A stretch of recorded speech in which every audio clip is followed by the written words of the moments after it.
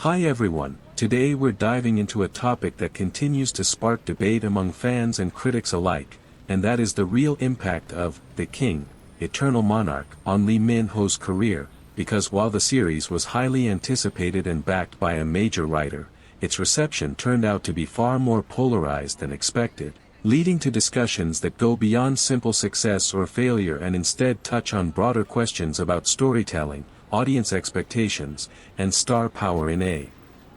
rapidly evolving industry.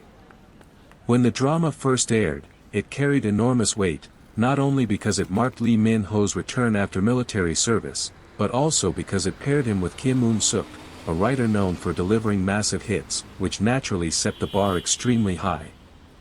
However, as episodes progressed, online discussions began to reflect growing confusion over the narrative structure, particularly the complex parallel universe concept, which some viewers found intriguing while others considered unnecessarily convoluted.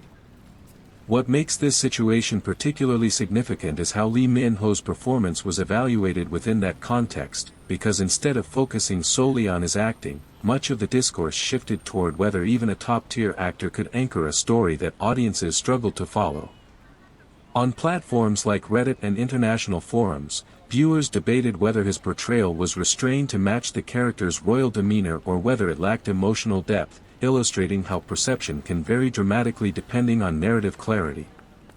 At the same time, there were strong defenses from fans who argued that his performance was consistent with the tone of the series and that the real issue lay in pacing and editing decisions.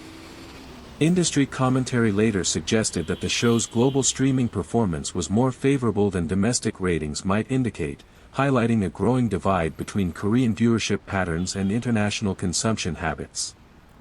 This raises an important point about how success is measured in the current era, where streaming platforms can sustain a project's relevance even when traditional metrics appear underwhelming.